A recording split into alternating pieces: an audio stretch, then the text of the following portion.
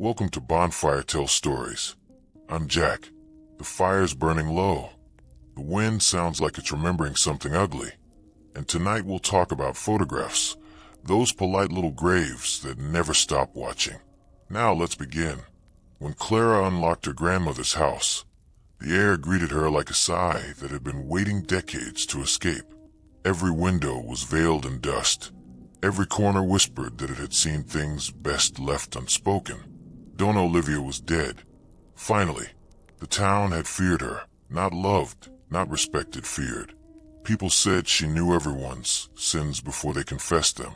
She carried secrets the way others carried jewelry, close to the throat, glittering and dangerous. Clara had come to pack what was left of her, to divide what could be sold from what should be buried. She was used to death. As a restorer of old photographs, she spent her days resurrecting strangers from decay. Her fingers smelled of chemicals and time. Her eyes trained to see beauty hiding beneath rot. But this house was different. In the study, where curtains hung heavy as mourning veils, she found an album lying on a desk draped in a white sheet.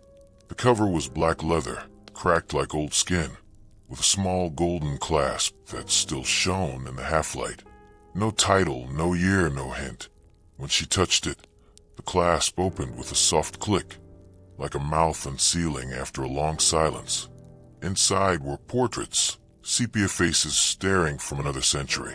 Men in starched collars, women folded in lace, children who looked older than their parents.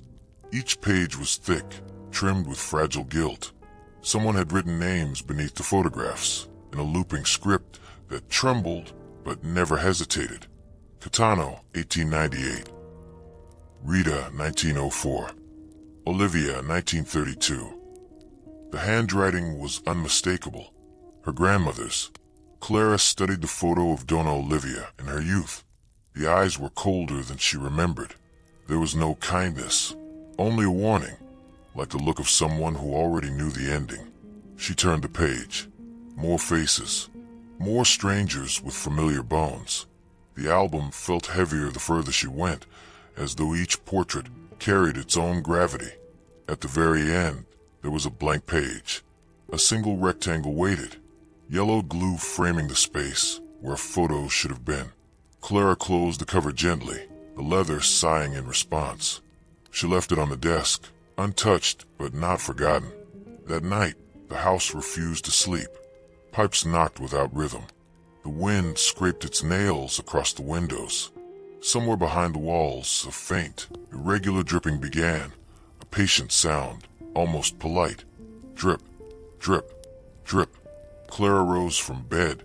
The sound came from the study. She opened the door, and the metallic scent of iron greeted her like an old acquaintance. The album was open. Light from the hallway trembled across its pages. A dark spot bloomed on the photo of Donna Olivia, spreading like ink in water. Clara leaned closer. It wasn't ink. It was red, thick, alive. A single drop rolled down the page and fell to the desk with a soft, obscene sound. Blood. Her own breath betrayed her. The house seemed to inhale with her, as if sharing the same lungs. The album turned a page by itself, and the next face, one she barely recognized, a distant cousin long dead, was already bleeding too. The following morning, light entered the house like an uninvited guest. It painted long bars of gold across the floorboards, but none reached the study. That room drank light instead of keeping it. Clara stood in the doorway, her hand resting on the frame, as if the house might bite. The album was still on the desk, closed now. A faint mark of dark red clung to its edge, already dried into the leather. No smell, no wetness. Only the stain, shaped like a fingertip, that didn't belong to her. She told herself what any rational person would. A cut, perhaps, from the page corner. Old paper is sharp, sharper than memory. But when she looked at her hands, there was no wound. She turned away. Rationality has limits when the air hums with things unnamed. The rest of the day passed in a strange hush. The house spoke in small noises, floorboard sighing, distant thumps. the faint buzz of something trapped in a wall. Clara busied herself sorting drawers, finding letters she didn't read, jewelry she didn't want. Each object felt heavier than it should have been, as if grief itself had mass. But the album, she couldn't forget it. It waited, like a patient dog with blood on its muzzle. By late afternoon, she returned to the study. The room felt colder than before, the kind of cold that sits behind your eyes. She approached the desk slowly. The album remained where she had left it, the gold clasp shut. Clara hesitated, then opened it again. The first photograph, the one of the old man, Catano, seemed unchanged, but the light caught something new at the edge of his face, just beneath the eye. A faint discoloration, almost pink. She leaned closer. It wasn't a stain. It was inside the image itself. The face was bruising. She flipped to the next. Another portrait, Rita, now had a small, dark fleck at the corner of her mouth, like a drop about to fall. By the time she reached her grandmother's page, the drip had become a trickle. The blood had thickened overnight, congealing into small, dark rivers along the chin. Clara's stomach tightened. The room smelled faintly of copper and mold. She closed the book sharply and stepped back. The chair behind her toppled, legs splintering against the floor. A photo fluttered loose, landing face down. She bent to pick it up, but the back was blank. No name, no date. Only a faint watermark, a signature almost invisible. O.D. Olivia Duarte. Her grandmother. Clara placed the photograph on the desk and left the study without closing the door. Behind her, the pages rustled, soft, deliberate, as if the book were breathing. That night, the dripping returned. Louder now. She followed the sound barefoot across the cold floor. It led her again to the study. The album was open on a new page. 3 faces stared out. An uncle she never met, a woman whose name she couldn't read, and a boy who looked unsettlingly familiar. There was no blood at first. Then, from the corner of the page, a drop formed and began to crawl downward, trembling as if deciding where to fall. It landed on the carpet. Clara stepped closer and realized it wasn't spreading. The droplets shimmered thick and black, refusing to soak in, as if the fabric itself rejected it. She crouched, breath shallow. The droplet pulsed once, twice, and then sank into the carpet with a soft hiss. Silence. Clara looked back at the album. The boy's eyes had changed. In the dim light, they seemed to follow her. No, they were her eyes. The shape, the color, the small scar she'd had since childhood. She closed the book so hard the clasp snapped. Outside, the wind began to howl like something waking up, and inside the walls, faintly, something knocked back. By the third night, the house had begun to change its voice. The wind no longer howled, it murmured. The boards didn't creak, they answered. And somewhere between the heartbeat of the clock and the whisper of the curtains, Clara realized the house wasn't empty. It was listening. She avoided the study that morning, pretended the album didn't exist, made tea she didn't drink, tried to convince herself that what she'd seen was a trick of exhaustion, the sort of hallucination grief gives as a parting gift. But by dusk, the air grew thicker. The smell of rust and dampness followed her from room to room. It clung to her clothes like invisible hands. When she passed a mirror in a hallway, she froze. There were streaks of red on her collar. Not paint, not dirt, wet, dark, metallic. She pressed a napkin to it, but no wound bled beneath. The stain wasn't hers. The silence of the house deepened, a silence with shape, and then faint, almost polite. She heard it again, drip, drip, coming from the study. When she opened the door, the smell hit her first, iron and rot. The curtains swayed though no window was open. The album sat at the center of the desk like an altar, pages half spread. Clara's breath shook as she stepped forward. More faces had changed. Catano's eyes were now wide, almost pleading. Rita's mouth had curved into a smile too sharp, too human to belong to a corpse. Her grandmother's portrait, once stoic, now bore a faint expression of surprise, as if caught in the act of remembering something cruel. And beneath them, Another image had appeared.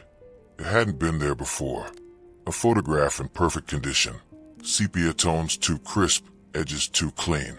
It showed a family, 3 adults and a child, standing in front of a familiar house. This house, but behind them, in the window reflection, there were more figures. Pale, distorted, half-seen. Dozens. Clara turned the page, her fingers trembling. Each photograph now carried a faint red shimmer under the surface, veins of color winding through the images like capillaries beneath skin. And the paper pulsed when she touched it. She dropped the album. The sound echoed far too long for a single book. From behind the wall, something shifted.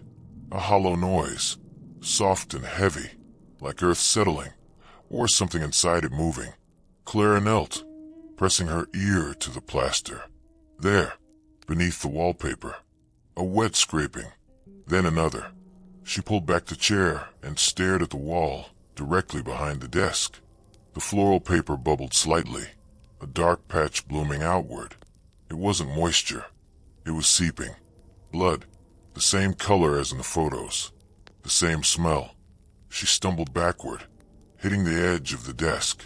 The album had closed itself again. The house groaned, a deep, tired groan, like an old animal waking. The chandelier trembled, crystal teardrops clinking softly in rhythm with the dripping behind the wall. Clara ran to the hallway, but every photograph on the walls had changed. Faces she had known, smiling cousins, stiff grandparents, now stared back with warped expressions, some mouths open, others missing. And in the largest frame near the stairs, her grandmother's portrait had begun to bleed through the glass. A drop slid down the inside of the frame, leaving a thin, trembling line. And as it reached the bottom, the wallpaper below darkened. That was when Clara understood. The blood wasn't coming from the pictures. It was coming through them, through the walls, from the things buried there. The air turned heavy, almost liquid. The smell of soil rose up, damp and unmistakable. And beneath her feet, the floorboard swelled, as if the earth below were breathing. She ran back to the study, because horror has a strange gravity, pulling you toward what you should escape. The album waited on the desk, perfectly centered, clasp gleaming. The first page was already open to a new photograph. Clara froze. It was her, not as she was, but as she might have been 80 years ago, dressed in old lace, standing beside her grandmother, smiling the same impossible smile. The ink of the image was still wet. The image of herself stared back, sepia skin, glassy eyes, lips curved in a smile she had never owned. The resemblance was too precise, too intimate. Even the small scar near her eyebrow, the one from childhood, was there. The photograph looked freshly printed, yet it reeked faintly of earth and rot. Clara's fingers trembled above the page, refusing to touch it. A faint warmth rose from the image, the kind that comes from something alive. The house seemed to wait. Then, slowly, almost shyly, the ink began to move. Her face shimmered. The eyes blinked once, then again, and the mouth curved wider. A grin that tore past what a human face could do. Clara staggered back, the chair behind her skidding into the wall. The album snapped shut as if offended by her reaction. The walls pulsed once, deep as a heartbeat. Dust rained from the ceiling.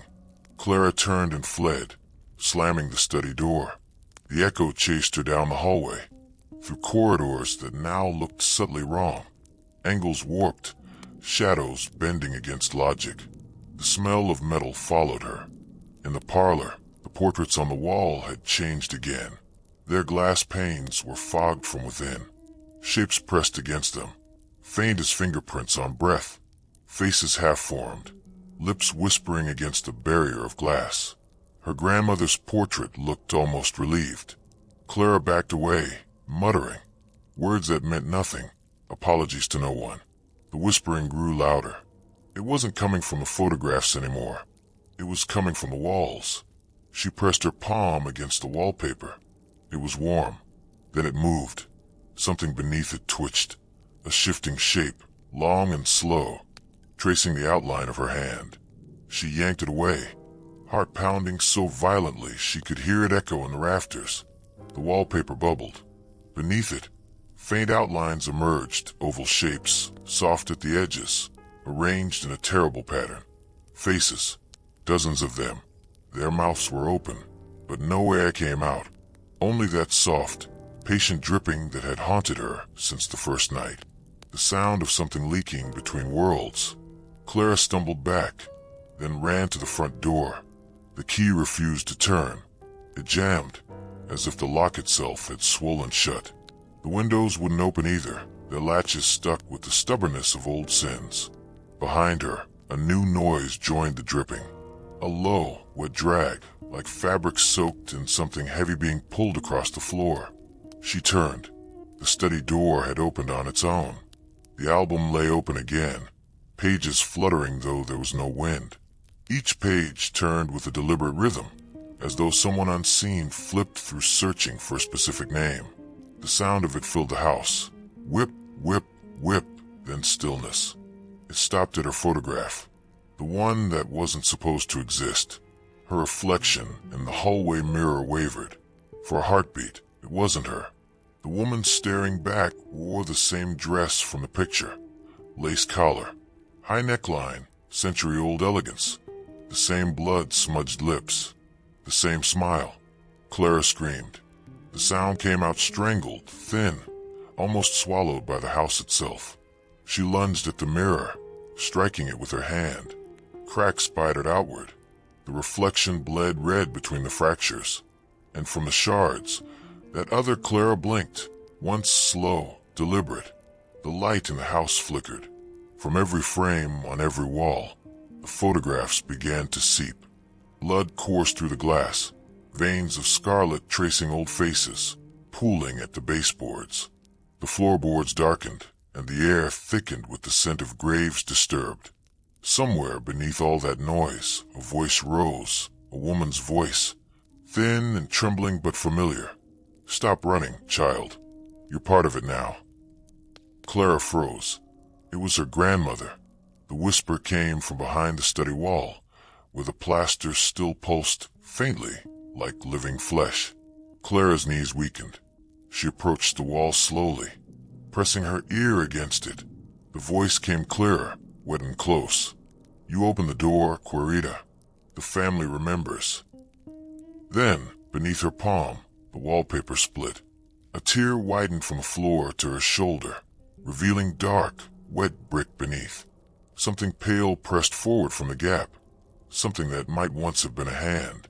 It dragged its nails down the inside of the wall, leaving trails of blood that formed letters. Her name, Clara. The house sighed around her, a single long exhalation of satisfaction, and the dripping stopped. Clara stumbled backward, tripping over a broken frame, hand streaked in crimson that wasn't hers. The wall continued to split open, slow and deliberate, like a mouth preparing to speak. From inside, pale forms shifted against the dark, human shapes half swallowed by plaster. Their outlines moved as if they were breathing, trapped in the rhythm of an old, cruel heartbeat. The album on the desk began to hum. A faint vibration, steady and low, rippled through the wood. Each page fluttered as if an invisible hand turned them, searching for her. Clara backed into the hall, eyes darting between the bleeding portraits and the widening tear in the wall. Behind her, glass cracked in synchronized rhythm. The faces inside the frames distorted, their features melting, eyes following her with perfect precision. They were no longer frozen memories. They were watching awake, hungry patient. The voice came again, softer now, as if whispering through the wallpaper. "Finish what I began." It was her grandmother's voice, gentle, coaxing, the tone she had used when Clara was a child afraid of the dark. The wall split wider. The smell of soil, decay, and something older filled the room. Within the cavity, the shapes became clear. Bodies, mummified by plaster, dressed in tattered fabric that once might have been fine clothing. Their faces were pressed outward against a thin layer of wallpaper, eyes hollow, mouths open in silent protest. Some had ribbons tied around their wrists, other strands of hair woven between their fingers. And in the center, seated upright within the wall like a queen in her throne, Donna Olivia. Her skin was the color of candle wax, her lips pale, and yet she smiled as if she had been waiting for this reunion. In her lap rested the same dark leather album, perfectly preserved, gleaming with a damp sheen that wasn't dust. Clara fell to her knees. The floor vibrated under her palms, pulsing to the same heartbeat that filled the walls. The photograph of herself, the one in the book, burned behind her eyes.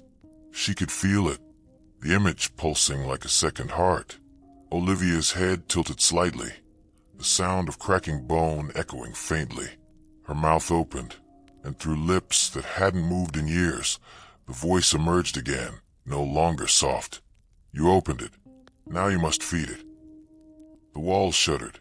From every photo, blood poured freely now, cascading down like slow rain, tracing every frame, every stair, every door. It pooled around Clara's knees, warm and endless. The faces inside the walls began to shift, pressing forward, desperate, stretching the wallpaper until it tore. Hands reached out, gray, trembling, desperate to touch. They clawed at the floorboards, at her dress, leaving trails of wet red. Clara screamed and crawled backward, slipping in the thick tide. The album on the desk slammed open on its own, pages turning so fast they blurred. Then it stopped, on the photograph of her. The ink glistened, her painted smile widened, and her body froze. The faces on the walls went still. The hands withdrew. Silence, heavy and complete, filled the house again. When the police arrived weeks later, summoned by neighbors who'd noticed the windows sealed and the smell rising with the summer air, they found the front door unlocked. No sign of struggle. No Clara. Only a dark album lying open on the desk. Every photograph was pristine. No blood. No distortions. No bruises. Just faces, serene, composed, and complete. And on the last page, dated 1932, there was a new portrait. A young woman in a lace dress.